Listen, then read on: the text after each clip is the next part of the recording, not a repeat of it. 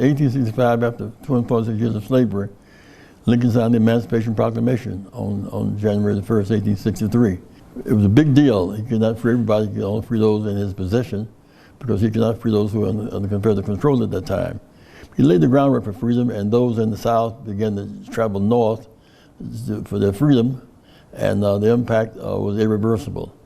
And yet, 100 years later, John Lewis and Jose Williams and Amelia Borden led a march across the Edmund Bridge, Alabama, brought to a head 50 years of struggle. Because the law changed, the culture had not yet changed. But it's changing. It was changing for the better.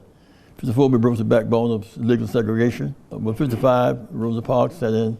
She told me, she suggested, I was going to sit in. She sat down, not as some washerwoman who was in the stereotype, so she was a freedom fighter. And she sat down, and the rest of us stood up because she sat down.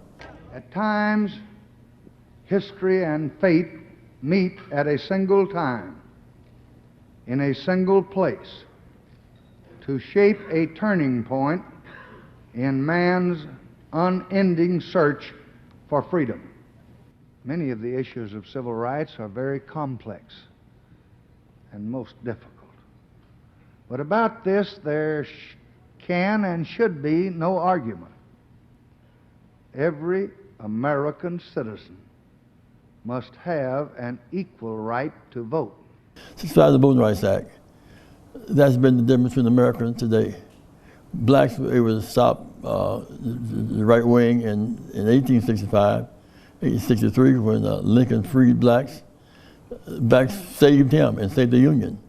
We beat back the Jefferson Davis, those who represented slavery, secession, segregation, and sedition. We beat them, and then we beat them last year in the election here in America.